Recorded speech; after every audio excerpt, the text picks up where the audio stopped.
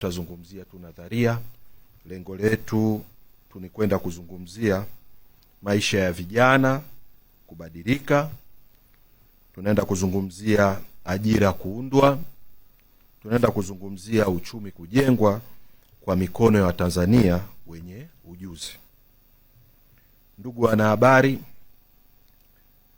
kama tulivyosema awali, VETA ni taasisi ya serikali iliyoanzishwa kwa sheria ya bunge sura namba 82 na ilianza mwaka 1994.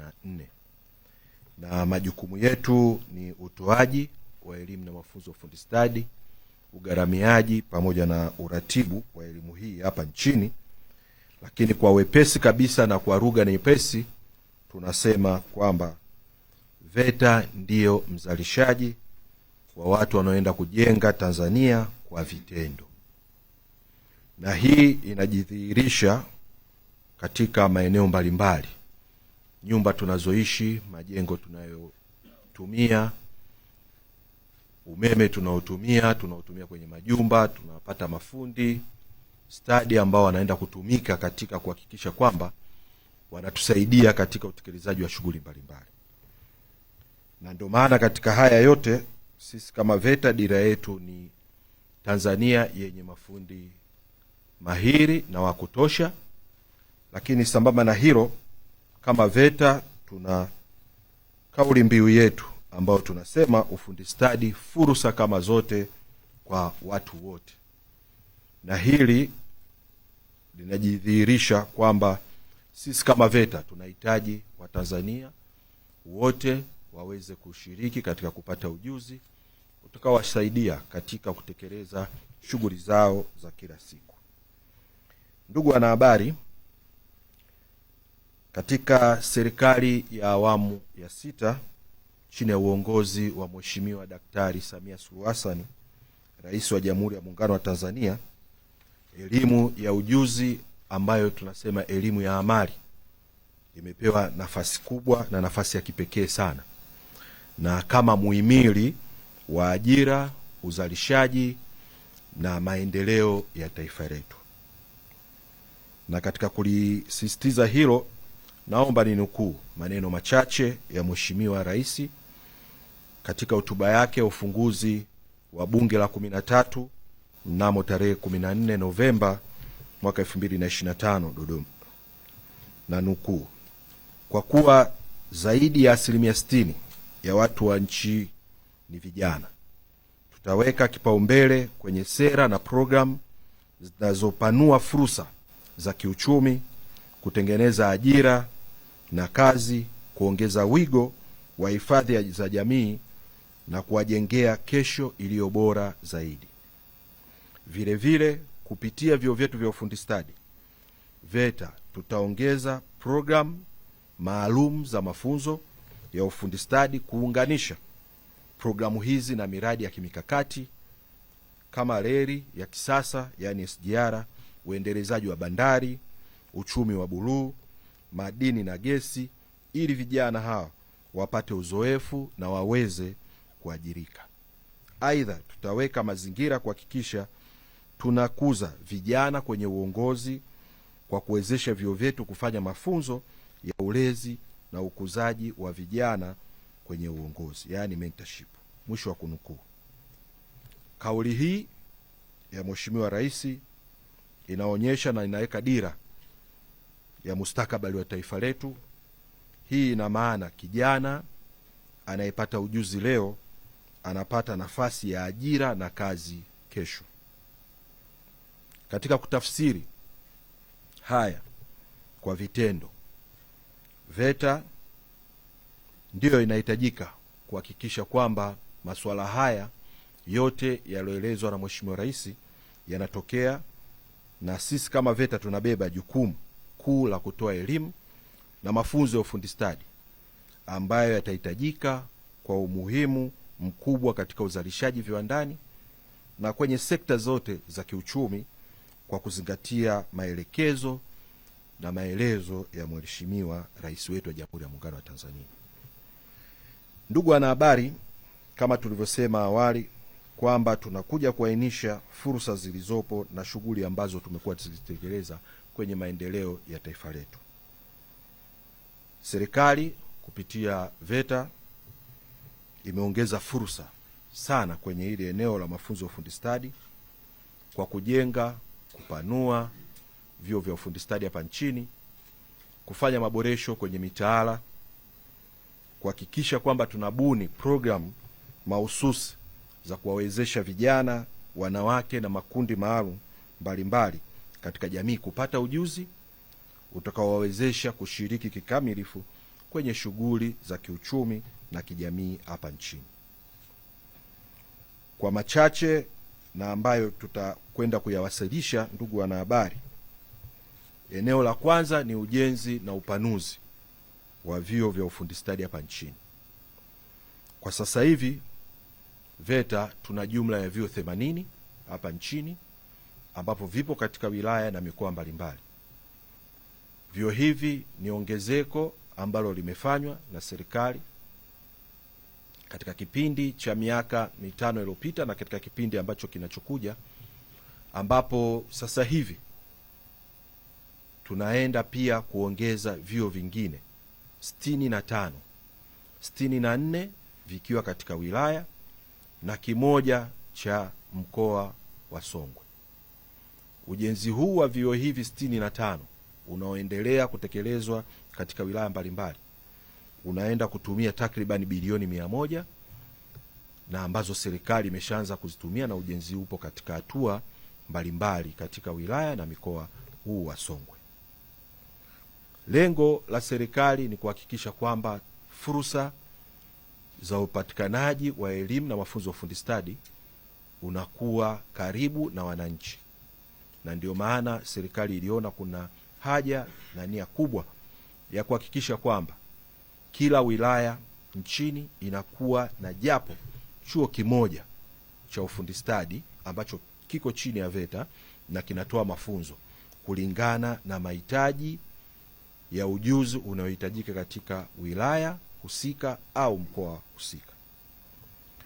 Ujenzi huu unaofanywa pamoja na ujenzi wa vyuo vingine vya kikanda takriban 4 na vyuo vingine ambavyo halmashauri mbalimbali zimekuwa vikitekeleza, na mwisho wa siku kwa ajili ya kuweza kukabidhi kwetu sisi VETA, tunaona kabisa hadi kufika mwaka huu mwishoni tutakuwa na jumla ya vyuo zaidi ya 145 ambavyo vitakuwa chini ya VETA na tutakuwa tukivisimamia kwa niaba ya serikali ili kutoa mafunzo ya ufundi stadi.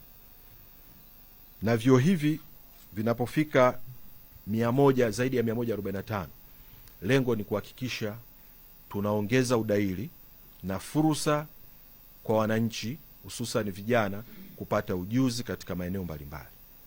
Na tunaamini baada ya kufikia vyuo hivi 145 tutaenda kuongeza udahili wetu kutoka sasa hivi ambao tuko nao takribani wanachuo 86 na tunaenda kufikia 250,000 kwa mwaka. Kwa ni fursa kubwa sana ambayo inaenda kutengenezwa ili kuhakikisha kwamba tuna wananchi wa Kitanzania hususan vijana wanaenda kupata elimu ujuzi au elimu ya amali katika maeneo yao. Lakini sambamba na hilo, serikali inaendelea kufanya upanuzi wa vyuo vyetu vilivyopo katika wilaya mbalimbali pamoja na ujenzi wa karakana za ziada ili kuweza kuongeza uwezo wa udahili katika vyuo hivyo katika stadi mbalimbali ambazo tunazitolea mafunzo. Eneo la pili ni eneo la unyumbufu wa utoaji wa mafunzo.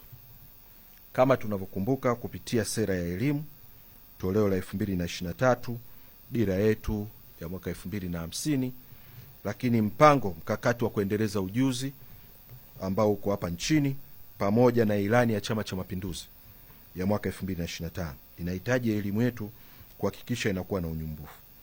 Katika kutekeleza haya ya unyumbufu wa elimu, sisi kama VETA kupitia serikali tumetekeleza masuala kadhaa ambayo lengo ni kuhakikisha kwamba wananchi wote wanakuwa na uwezo na fursa ya kupata elimu ya ufundi stadi.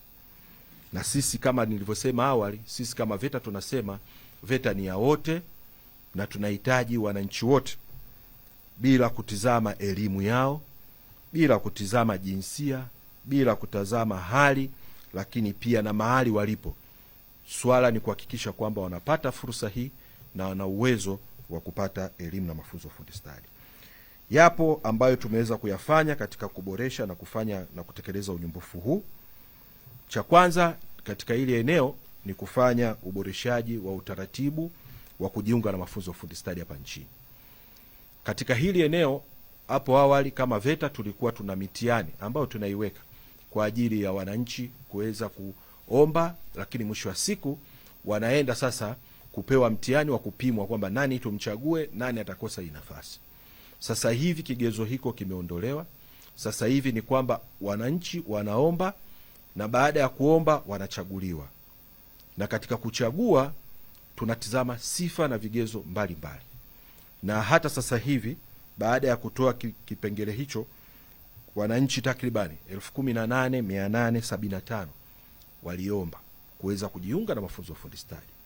Na wananchi hawa wote tumewapatia fursa ya kupata mafunzo na wameweza kuchaguliwa na kuanza kujiunga katika vyuo vyetu vya ufundi stadi hapa nchini. Na lengo ni kuhakikisha kwamba kila yule anayeomba aweze kupata fursa hii, kwa sababu miundombinu imewekwa ya kuwezesha kuchukua wananchi hao. Eneo la pili ni kuweza kupunguza vigezo kwa wale ambao wamemaliza elimu mbalimbali za juu. Hapo awali tulikuwa na watu ambao wamemaliza elimu ya juu na wanakuja kwetu VETA, na ilikuwa inatulazimu waweze kusoma kwa kipindi cha miaka 2. Lakini mapitio yamefanyika na kuona namna gani ya kuweza kuwapunguzia muda, kwa sababu wametoka elimu za juu na wana uwezo na wamepata mafunzo mbalimbali na wamepata knowledge mbalimbali. Kwetu sisi sasa VETA tukaona ni vema kuweza kuwapunguzia masomo ili kuweza kupunguza pia muda wa wao kupata ujuzi katika vyuo vyetu vya VETA. Kwa katika kulifanya hili tumeweza kuhakikisha kwamba wale waliomba wameweza kupunguziwa masomo, na badala ya kutumia miaka 2 kuwepo chuoni wanaenda kutumia chini ya mwaka 1 kulingana na study au fani ile anayoenda kuisoma.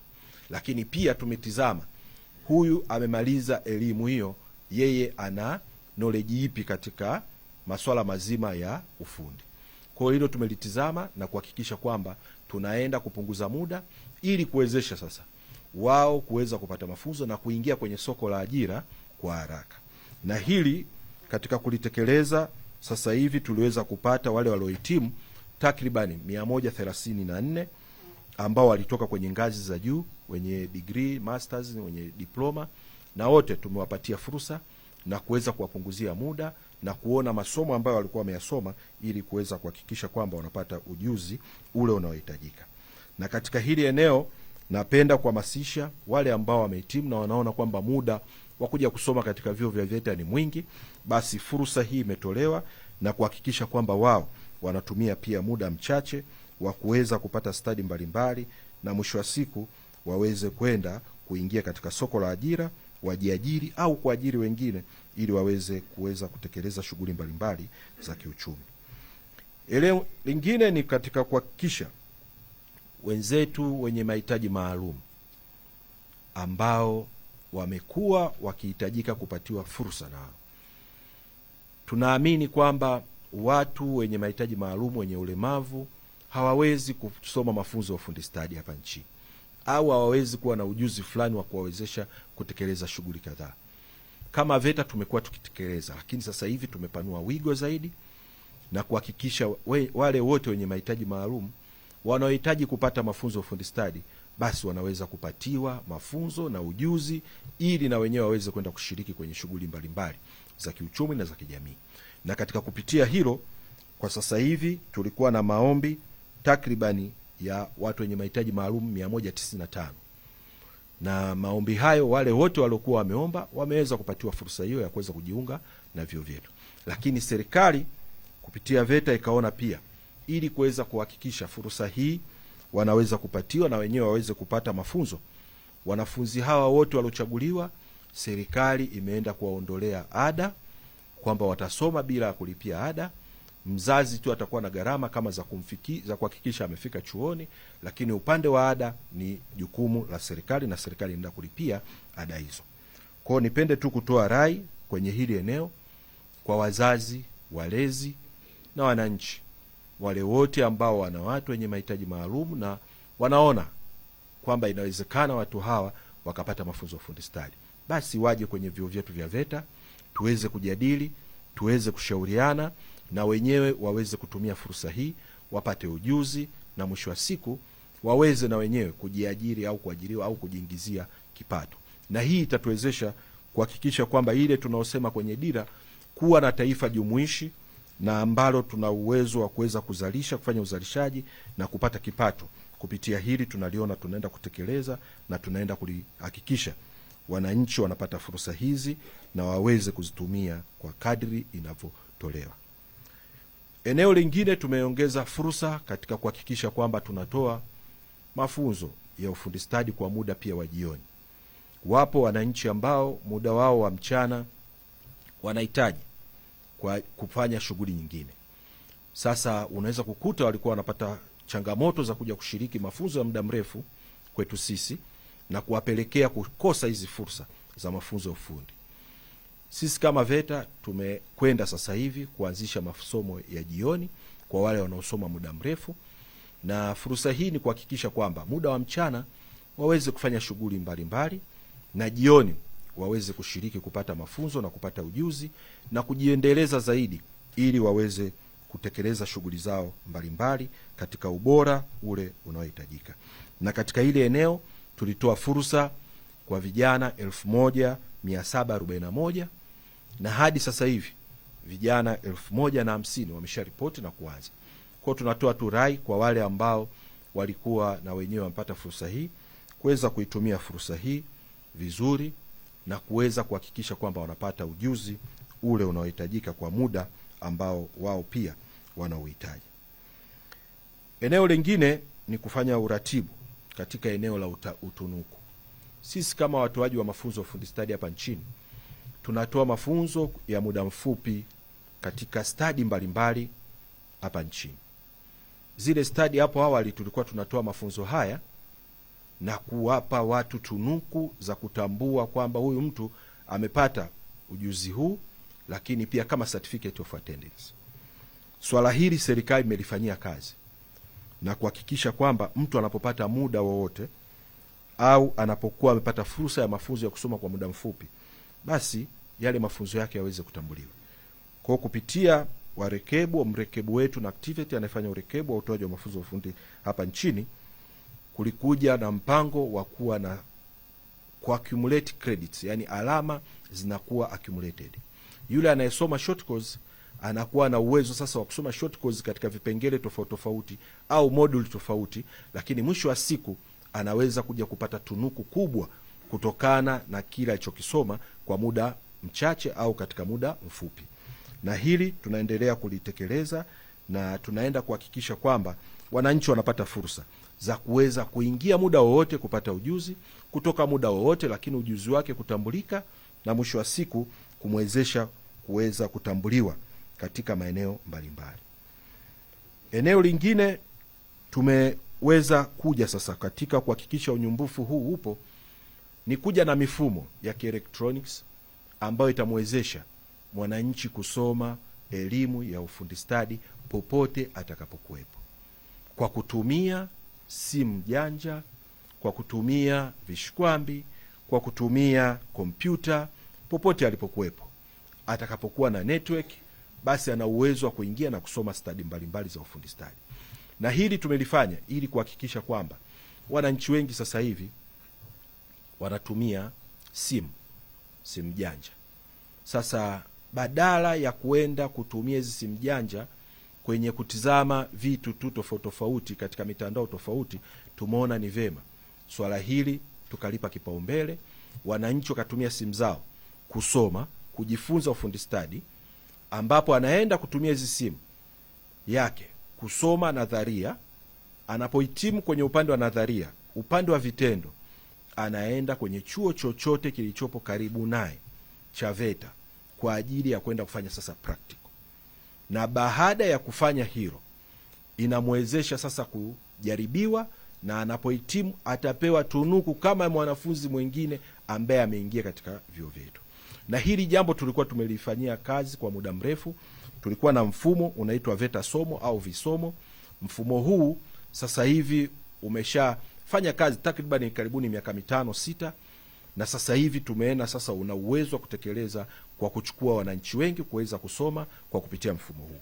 Kwa ni mfumo ambao tunao na tunazidi kuimarisha, na tunatoa fursa hii kwa wananchi kutumia kujifunza mafunzo ya ufundi stadi kupitia programu hii au mfumo huu ambao ndani yake kwa sasa hivi tunazo stadi takriban 20 ambazo zipo, na mwananchi ana uwezo wa kuingia kusoma mule ndani masuala mbalimbali.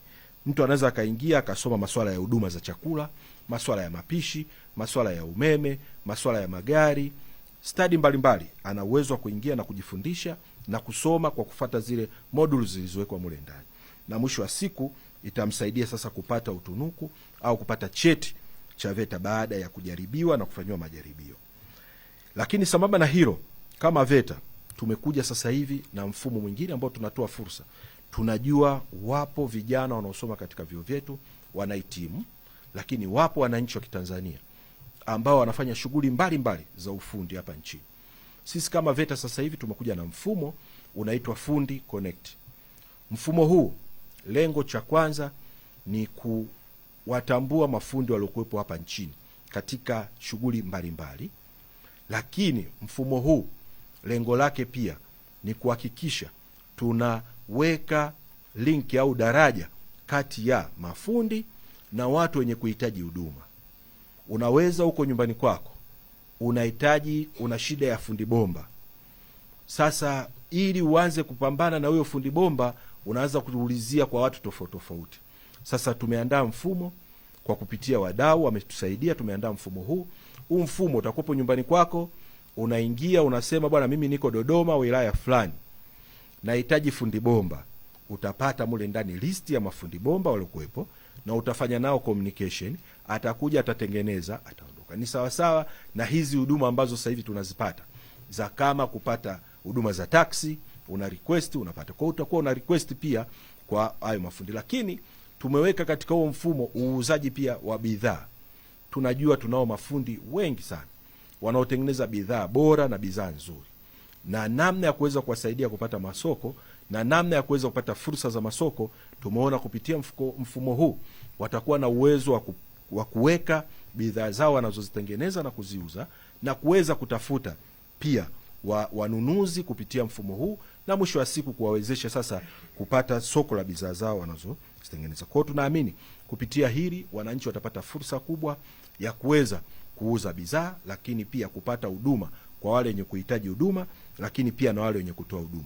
Na hii itaenda kuongeza wale wenye ujuzi mbalimbali, kuhakikisha kwamba wanaona soko lipo, lakini namna ya kupata wale wanaohitaji huduma unaweza kukuta ilikuwa ni ngumu, lakini sasa hivi itaenda kuwasaidia. Eneo la 7, kuna eneo ambalo tumeendelea kulitekeleza. Tunajua hapa nchini wako mafundi, wako watu wenye ubobevu, wenye kujua kufanya shughuli mbalimbali, na tunawaamini. Wako mafundi ambao wanatutengenezea magari yetu, hawajapita VETA, hawana vyeti vya VETA. Wako mafundi umeme, wako mafundi nyumba ambao tunawatumia na tunawaamini. Lakini ukisema kwamba huyu mtu utaalamu wako huu nani ameuthibitisha, unaweza kukuta hakuna aliyemthibitisha ule utaalamu. Na katika kulitenda hilo, serikali ilipitisha mfumo wa urasimishaji wa ujuzi ambao watu wameupata nje ya mfumo rasmi, kwamba ule wa kuja darasani na kusoma. Kupitia hii, sisi kama VETA tuna jukumu la kuhakikisha kwamba tunawafuata hao watu na kujua kutambua ujuzi wao na kuthibitisha kweli huyu mtu anakijua hicho anachokifanya, na mwisho wa siku kumpatia cheti ambacho kitamtambulisha popote atakapokuwa anahitaji kupata ajira, au anapotaka kuthibitisha ujuzi wake, au anataka kujiendeleza katika ngazi zingine. Na hili tunakuja na tupo katika program inaitwa Mama Samia na urasimishaji ujuzi. Programu hii tunataka kwenda kurasimisha ujuzi kwa takriban vijana na wananchi 80,000 hapa nchini, na katika kufanya hilo kwa mwaka huu wa 25-26 tunaenda kutekeleza kwa wananchi na vijana 30,000. ndio lengo, na tunaanza kulitekeleza hilo ili kuweza kurasimisha ujuzi wa watu, na tunaamini urasimishaji wa ujuzi huu tumeona matokeo katika baadhi ya watu ambao tumeufanya. Watu wameweza kurasimisha ujuzi wao katika ujenzi, wamejikuta kwamba sasa wanapata ajira na wanapata kipato, lakini wanaenda kwenye tenda zinazotangazwa na maeneo mbalimbali, na wanaweza kupata zile tenda kwa sababu wamethibitisha ule ujuzi waliokuwa nao na ubora walionao.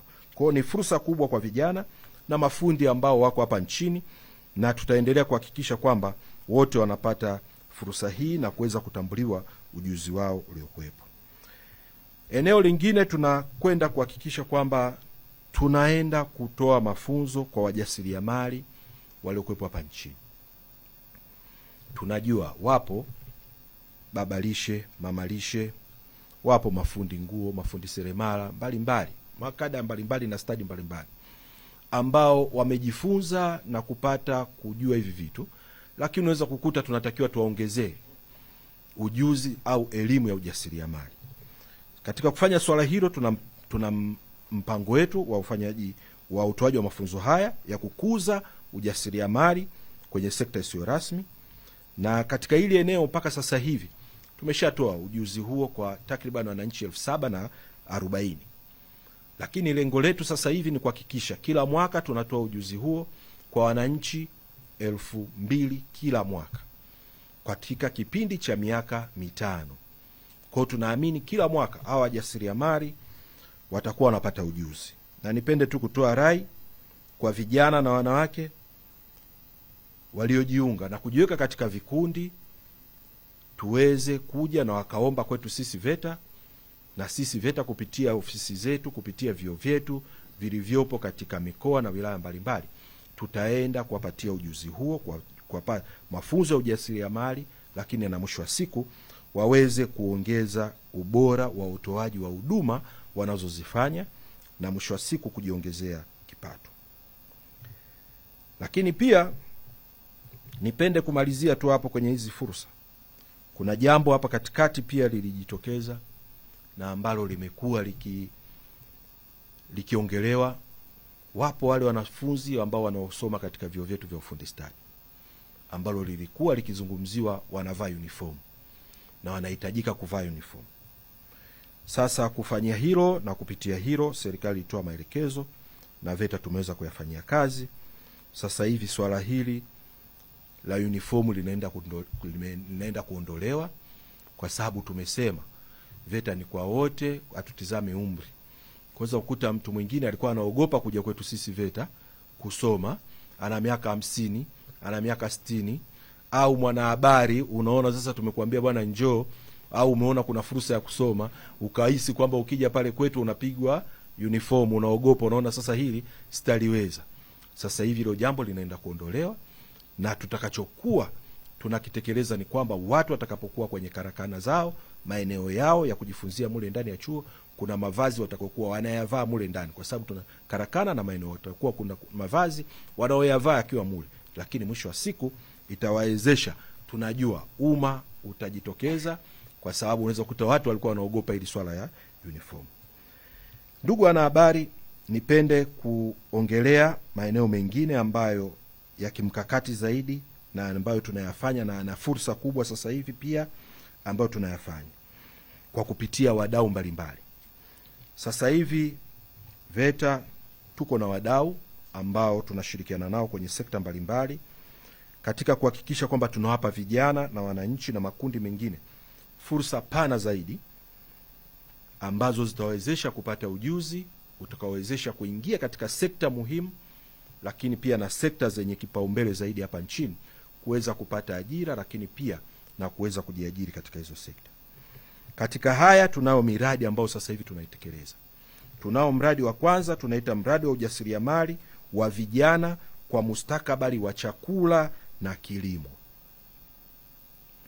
Mradi huu lengo ni kwenda kuwafundisha vijana 5631 hapa nchini. Kinachohitajika kwa kijana ni nauli yake tu ya kufika chuoni. Hakutakuwa na hada wala malipo mengine. Yeye anachotakiwa tu mzazi, mlezi, kijana kufika chuoni tu na kuweza kupata ujuzi. Mradi huu tunaenda kuwafundisha kama ulivyosema, tunaenda kufundisha moja, kwenye teknolojia za utengenezaji wa zana za kilimo. Eneo hili kama tunatambua na tunajua, serikali inazidi kuongeza zana za kilimo, inanunua zana za kilimo kwa ajili ya kugawa kwa wananchi katika wilaya mbalimbali. Imenunua matrekta na inazidi kununua matrekta. Sasa lazima tuwe na wataalamu watakaokuwa na uwezo wa kuweza kuyatengeneza, lakini pia na kuyaendesha matrekta hayo au zana zingine za kilimo. Sasa kupitia hii tunaenda kufundisha vijana ili waweze kwenda kupata ajira katika utekelezaji wa shughuli hizo, kupata ajira za kutengeneza matrekta, kutengeneza zana za kilimo, kwa sababu ni eneo ambalo pia linatoa ajira kubwa sana hapa nchini. Eneo la pili ni teknolojia za umwagiliaji, masuala ya irrigation technology. Kama tunajua sasa hivi ipo tume ya umwagiliaji, lakini pia lazima wawepo wananchi ambao wanajua teknolojia hizi. Tunahitaji wananchi wajue na wafahamu namna ya kuweza kutandaza mabomba kwa ajili ya umwagiliaji, teknolojia za umwagiliaji, ili kilimo chetu kiweze kupanuka zaidi kwa kutumia pia eneo hili la umwagiliaji. Sasa kupitia mradi tunaenda kufundisha vijana ambao wataweza kutumika katika kutengeneza hizi teknolojia za umwagiliaji, lakini pia watakaotumika katika kufanya maboresho mbalimbali katika maeneo yanayotumia teknolojia hizi za umwagiliaji. Eneo la tatu katika mradi huu ni kwenda kufundisha teknolojia ya uhifadhi wa mazao baada ya mavuno. Tunajua kuna kitu kinaitwa post harvest loss. Watu wamevuna mazao, baada ya kuvuna, wakati wanasubiria soko, wanasubiri bei ya soko ikae vizuri aweze kuuza mazao yake, unaweza kukuta kuna changamoto wanazozipitia zinazomfanya kupunguza ubora wa kile alichokilima au mazao aliyokuwa nayo. Sasa tunaenda kufundisha vijana ambao mwisho wa siku watasaidia katika kuhakikisha mazao yanavovunwa, tunaenda kupunguza upotevu au uharibifu wa mazao. Tumeona yapo maeneo watu wanafanya kilimo hata cha sio kilimo tu, watu wamepanda matunda, lakini unaweza kukuta yale matunda katika mfumo wa usafirishaji au katika kuyatunza yanapoteza ubora na mwisho wa siku anakuja kupata hasara. Kwa ni vema katika yale mazingira tuweze kufundisha wananchi kujua namna ya kutunza na kudhibiti ule ubora au kuhakikisha mazao yao yanakuwa na ubora. Kwa hiyo katika kufanya hilo, tunaamini tunaenda kuongeza thamani kubwa sana katika hili eneo la kilimo, lakini pia na uongezaji wa mazao. Na kupitia mradi wetu huu tunaenda kunufaisha vijana waliopo katika mikoa 19 hapa nchini, na katika kufanya hivyo kama nilivyosema, vijana 5631 watanufaika kwa mwaka huu pamoja na mwakani. Mafunzo haya tunayatoa kwa muda wa mwezi mmoja na muda wa wiki 2. Kwa hiyo tunakuwa tunatoa matangazo ya vijana waombe waweze kuchaguliwa na kuweza kupata mafunzo katika vyuo vyetu ambavyo vipo vyuo 4 katika mkoa wa Manyara, Arusha, Mpanda pamoja na mkoa wa Ruvuma. Kwa hiyo ni maeneo ambayo tunachotaka sisi ni vijana waweze kupata hizo fursa, na tunajua eneo hili la kilimo lina fursa kubwa na linatoa ajira kubwa sana. Eneo la pili, tunao mradi mwingine. Kama tunavyojua, nchi yetu tumejaliwa madini ya kutosha ya aina mbalimbali. Kwa tunao mradi wa madini ya kimkakati, yani critical raw minerals. Mradi huu tunaenda kufundisha vijana 400 katika kuongeza thamani kwenye eneo hili la madini, lakini pia katika uhifadhi wa mazingira na jamii ambazo zinazozunguka katika yale maeneo ambayo kunafanyika shughuli za madini. Mradi huu lengo ni kuhakikisha kwamba vijana wanapata mafunzo, wanaona thamani ya madini ambayo yanapatikana hapa nchini.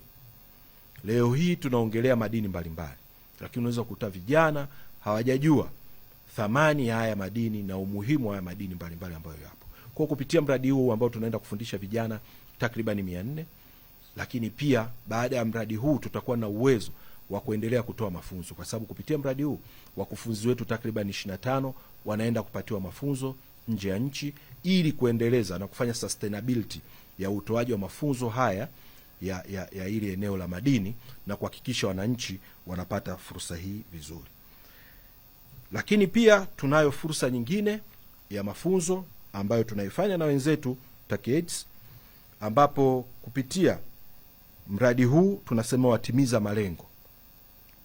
Mradi huu ni kuwapatia mafunzo ya ufundi stadi wananchi, lakini pia mabinti waliokuwepo katika maeneo mbalimbali. Huu mradi tunaofanya katika mikoa 6, mikoa ya Ruvuma, Njombe, Lindi, Tanga, Tabora na Mara, kupitia halmashauri 18 na vyuo vyetu vya VETA 24. Huu mradi lengo ni kwenda kutoa mafunzo kwa wanufaika 5,040. Hadi sasa hivi tumeshatoa mafunzo kwa wanufaika 2,269. Bado zipo fursa za vijana na mabinti 2,771. Na kupitia hii ni kwamba wananchi wanaenda kupata mafunzo mbalimbali ya ujuzi na ambao utakaowawezesha kuenda kujiajiri au kutekeleza shughuli mbalimbali ambazo wanazifanya katika maeneo yao. Ndugu wanahabari, tunao pia mradi wetu mwingine unaoitwa Wezesha Binti na mwingine unaitwa Inclusivity. Hii miradi tunaenda kutoa fursa za mafunzo kwa wananchi 1,400. Katika miradi hii lengo ni kutoa mafunzo ya ufundi stadi katika nyanja mbalimbali, masuala ya umeme, masuala ya plumbing, lakini pia masuala ya uvuvi na uchumi wa buluu.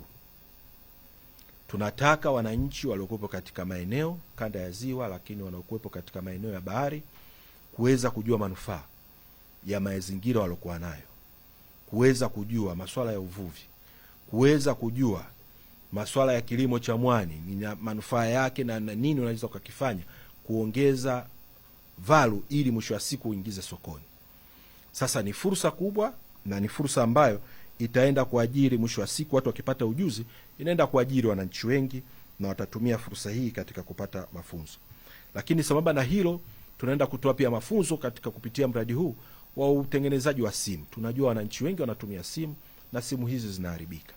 Hivyo tunatoa mafunzo ya namna ya kufanya phone repairs kwa wananchi katika maeneo mbalimbali ili sasa vijana waweze kupata ujuzi wa kuweza kufanya repair simu mbalimbali, na tunaamini katika kuendelea vijana hawa pia wanaweza wakaja pia na kuweza kuja na kubuni aina mbalimbali ya simu ili waweze kuhakikisha na wenyewe wanaanza kuuza simu mbalimbali hapa nchini. Ndugu wanahabari, nipende tu kusema serikali imehakikisha kwamba fursa nyingi zinakuwa zinatolewa kwa wananchi hususan vijana, na sisi kama VETA tunaendelea kuhakikisha kwamba eneo hili ambalo tuna jukumu la kuandaa nguvu kazi yenye ujuzi tunakuwa tunahakikisha kwamba imepatiwa ujuzi ule unaohitajika. Na sisi katika kufanya haya tumeenda kutekeleza pia eneo lingine la kuhakikisha kwamba tunatoa fursa kwa wanawake na makundi maalum. Mwaka jana tumetoa mafunzo kwa wananchi 16,000 ambao wamepata mafunzo katika vyuo vyetu mbalimbali. Na kuanzia mwezi wa 3 tutaanza na grupu lingine la wanawake na makundi maalum 3,000. Lengo ni kutaka wananchi hawa tuwape ujuzi mbalimbali ili waweze kushiriki katika shughuli za kiuchumi mbalimbali. Na kupitia hili tulikuwa na wenzetu wa PPRA. Kwa upande wa PPRA sasa hivi kama tunavyojua, sheria ya ununuzi inahitaji 30% ya ununuzi wa umma uende kwenye makundi maalum, wanawake, wazee na vijana. Sasa kunahitajika kuwepo na vikundi ambavyo vitawezesha kupata hizo fursa za kupata hizo au kushiriki katika ununuzi. Kwa kupitia VETA tunaenda kutoa mafunzo mbalimbali, lakini pia tunaenda kutumika kuandaa na kutengeneza hivyo vikundi ambavyo vikundi hivi tutaviwasilisha kwa wenzetu PPRA na kuweza kuvipitisha na kuvithibitisha ili viweze kushiriki katika hizo tenda mbalimbali. tunaamini tunapozidi kuwapatia fursa za kuwapatia ujuzi zitawasaidia kushiriki masuala mazima ya ufanyaji wa usafi katika maofisi mbalimbali ya serikali, kusupply huduma mbalimbali za vyakula, masuala mazima ya chakula, mapishi.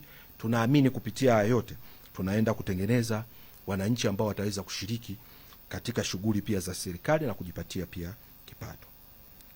Ndugu wanahabari, kwa kumalizia tu niseme serikali inaendelea kuhakikisha kwamba sisi kama VETA tunakuwa ni taasisi ambayo tunatoa ujuzi kwa kuzingatia ubora na viwango. Sasa hivi katika vyuo vyetu kama nilivyosema 80, serikali imetumia na imetoa fedha takriban bilioni 8.4 kwa ajili ya uwekaji wa vifaa vya kisasa na vilivyo bora katika vyuo vyetu 69 ili tuhakikishe ujuzi na mafunzo tunayoyatoa yanakuwa na ubora na viwango vile vinavyohitajika.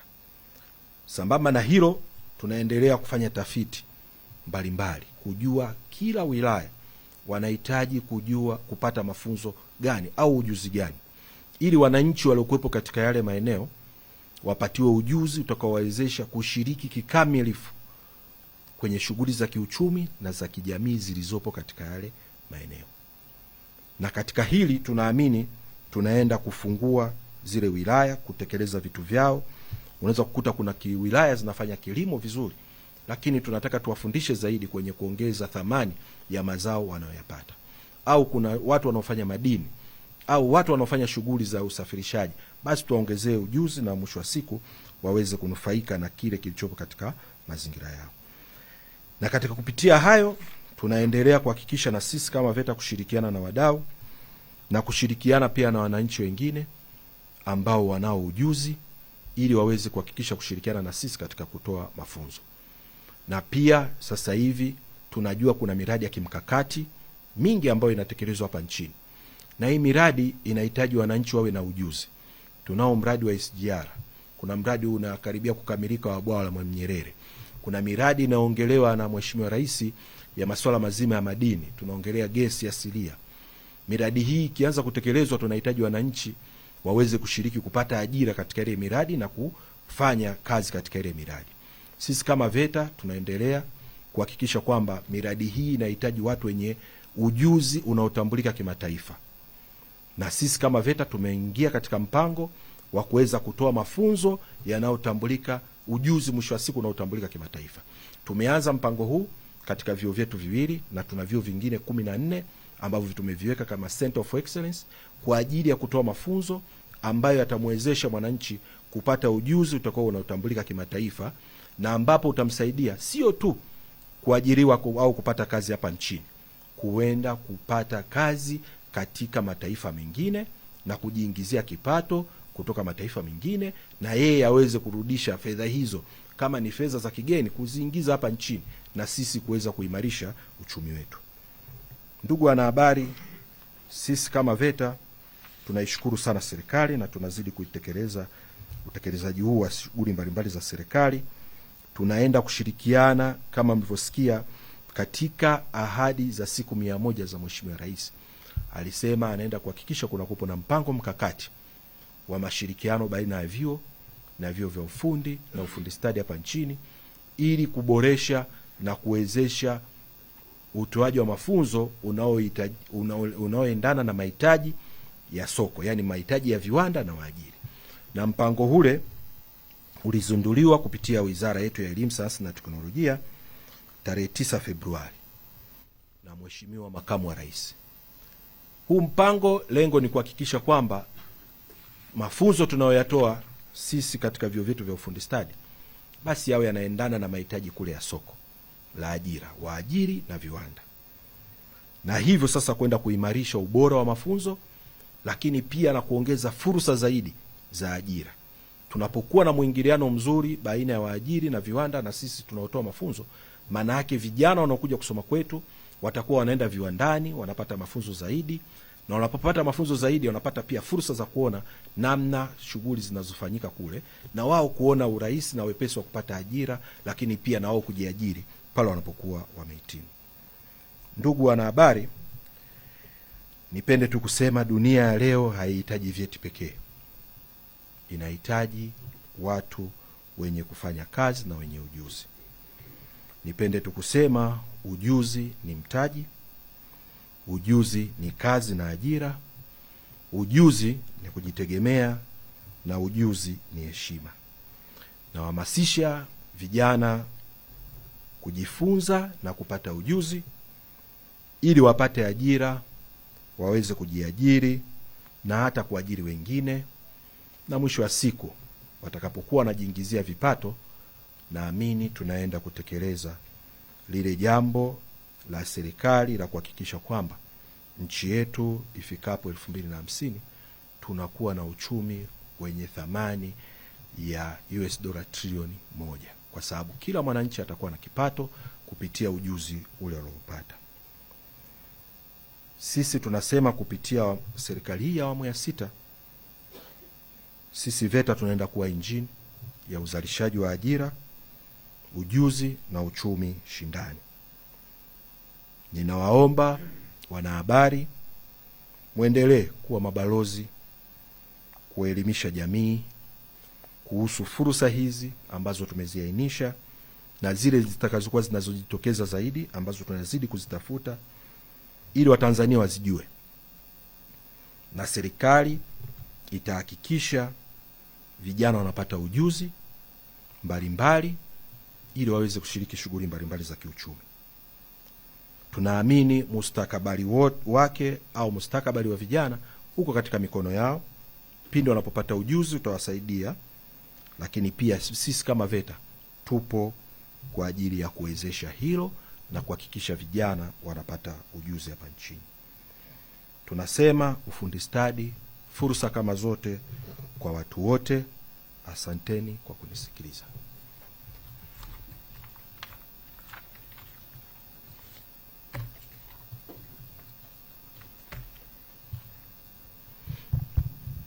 Mkurugenzi, asante kwa wasilisho.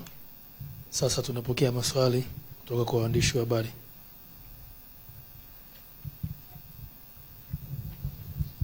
Asante mkurugenzi, mimi naitwa Habel Chidawali. Mimi sina swali leo, lakini nilikuwa nitaomba tu utusaidie ufafanuzi kidogo. Serikali imeanzisha mafunzo ya shule za amali karibu kila kona ya nchi. VETA mmejipangaje kuwapokea hawa vijana ambao wanakuwa wamepata basic ya ufundi kutoka primary, ili na ninyi muwachukulie hapa muweze kuwaendeleza badala ya wakisha darasa la 7 tukule kwenye ufundi halafu wakawa wameingia mitini. Tunataka kujua namna ambavyo VETA mmejiandaa kuwa kama ni sehemu ya pili ya mafunzo kutoka huku ngazi ya chini.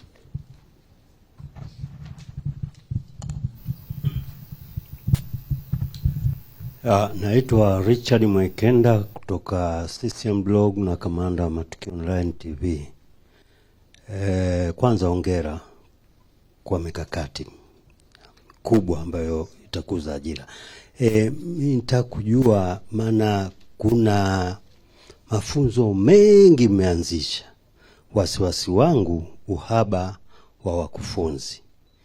Mmejiandaje kuhakikisha kwamba hakutokuwa na ombwe la wakufunzi katika vyuo vyenu vyote? Na lingine hapo mmezungumzia kwamba kuna mmeondoa masuala ya uniform VETA, lakini naona mmechukulia kuondolewa kwa uniform, mmechukulia kwa watu wachache. Wengi ni vijana na ni waliomaliza primary na sekondari, ambao nafikiri uniform huwa inasaidia vile vile kimaadili.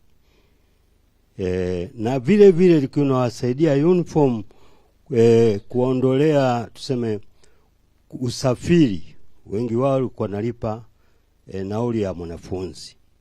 Sasa sijui mmetumia vigezo gani na mmepimaje hilo swala? Maana mimi najua kabisa watu wazima ni wachache kuliko wale vijana.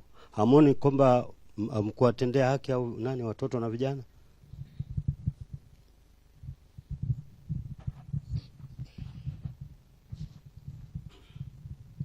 Mkurugenzi, kwa majina naitwa Joyce Kasiki, ni mwandishi wa habari natoka gazeti la Majira.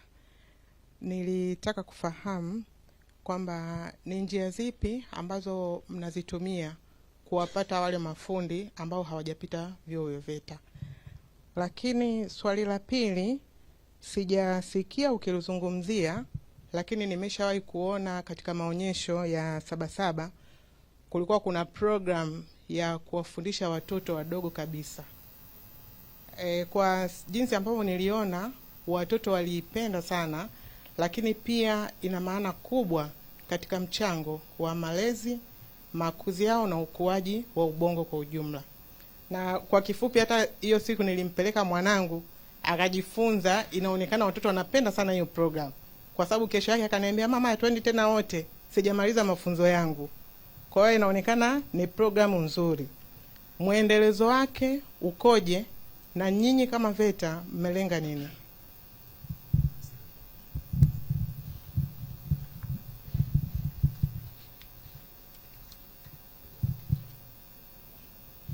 Mkurugenzi, unaweza ukaendelea na majibu. Asante, nashukuru kwa wale ambao wamehitaji ufafanuzi, lakini pia na kutoa maoni. La kwanza nitaanza na ndugu yetu Bwana Abel kuhusiana na swala zima la shule za amali katika watu kujiendeleza, lakini na sisi VETA kuona namna gani tunaenda kuendeleza wale ambao wamemaliza katika maeneo mbalimbali. Labda niseme tu kwa kifupi kwenye ile elimu ya amali, ni kulingana pia na sera ya elimu toleo la mwaka 2023. Tunajua elimu sasa hivi ya lazima ni miaka 10, na kupitia elimu hiyo lazima wanafunzi watakapofika darasa la 6 watakuwa sasa wanaanza kwenda form 1. Pale kutakuwa na mgawanyiko wa maeneo mawili, wale ambao watakuwepo katika vocational na ambao watakuwepo katika academy. Na katika kufanya hivyo watakuwepo sasa wanaendelea kuanzia form 1 mpaka form 4, ambapo watakuwa wanapata haya mafunzo. Nipende tu kusema na kuwajulisha Watanzania pia, lakini na waandishi wa habari, kuwa wale wanaosoma mafunzo ya amali, mitaala wanayoitumia ni mitaala ambayo inatumika VETA na imeandaliwa sisi VETA pamoja na Taasisi ya Elimu Tanzania. Kwa ni mitaala ile ile ambayo inatumika huko. Lakini pia watu watakaokuwa pia wanahitimu katika maeneo ngazi mbalimbali, sisi kama VETA tuna jukumu la kuwaendeleza na kuwapatia elimu ya ujuzi, elimu ya amali.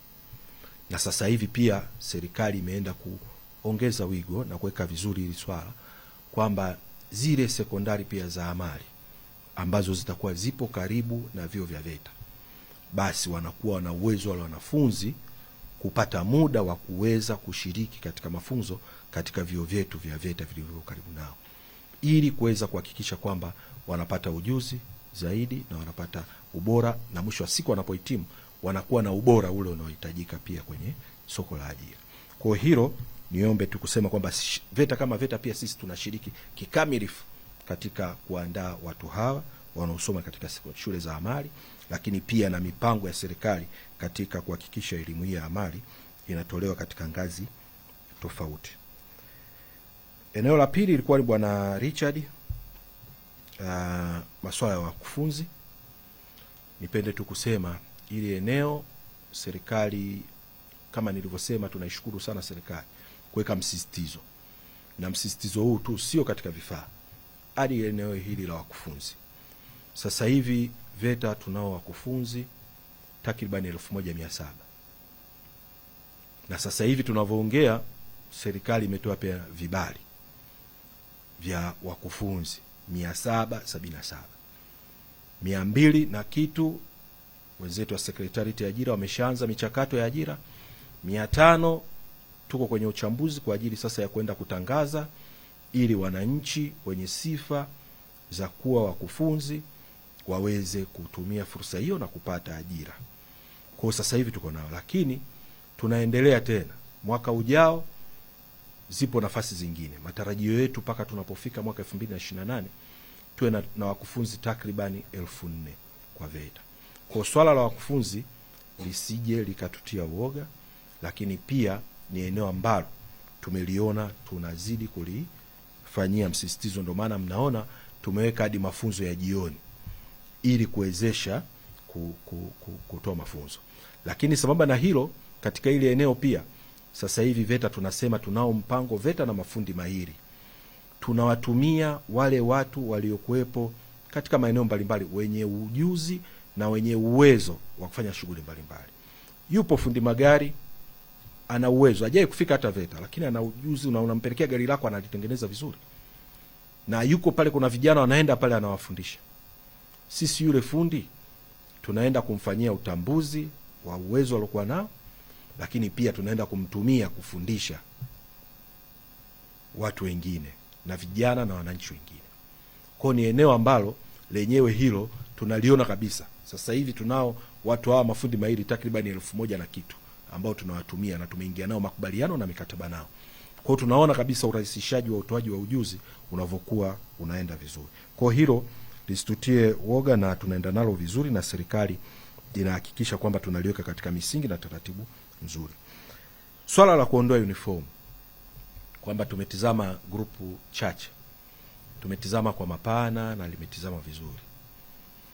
Wale wanafunzi wetu ni wanachuo, na nadhani mnajua, na nilisema hapa tena wakati naliongea, kuna wengine walifurahi kuona kwamba zimeondolewa. Hatujatizama wachache, tumetizama wote.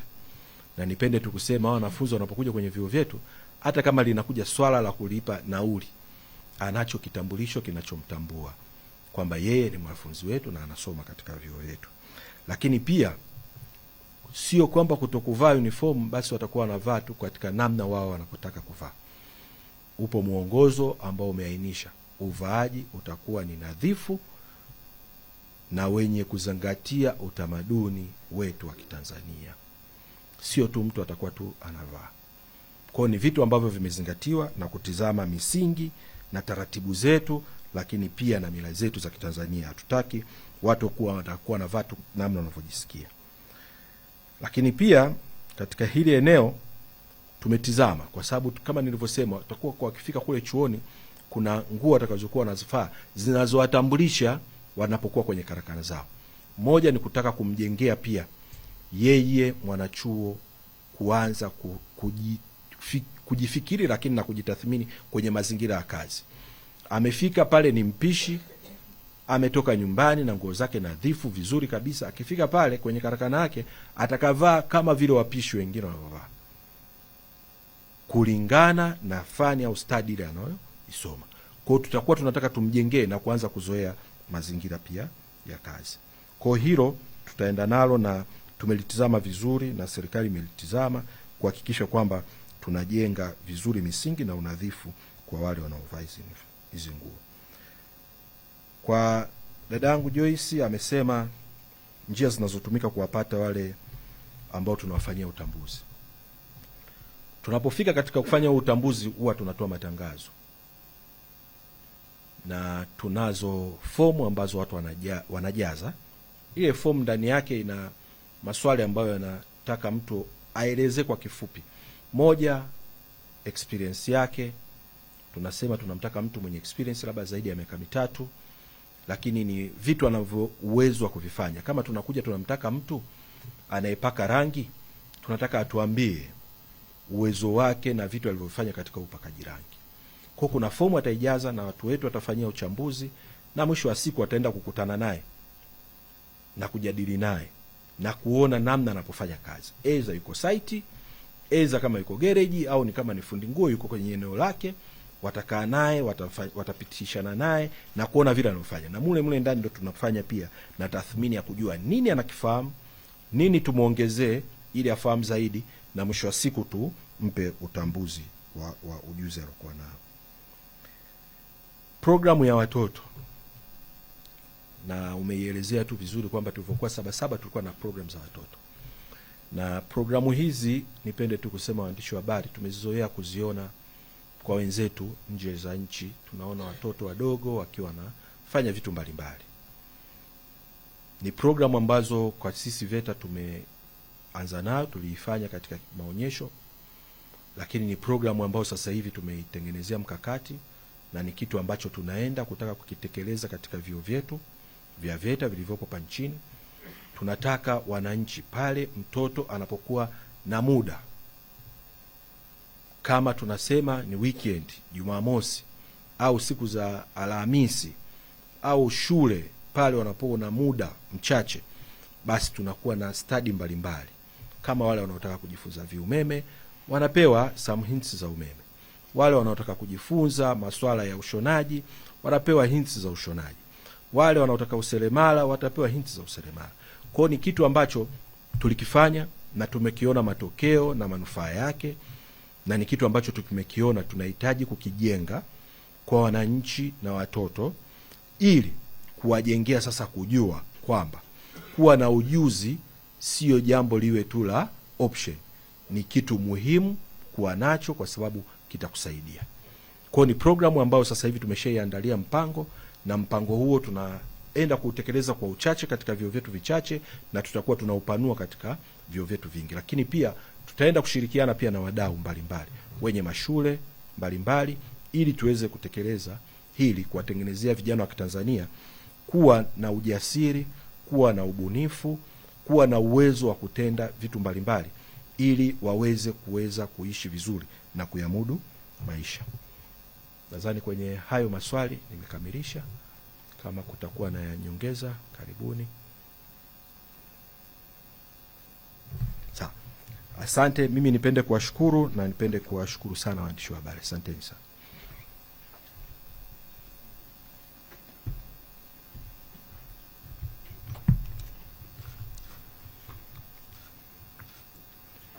Ndugu Anthony Kasore, mkurugenzi mkuu VETA, waandishi wa habari, tumefikia mwisho wa mkutano wetu kwa leo.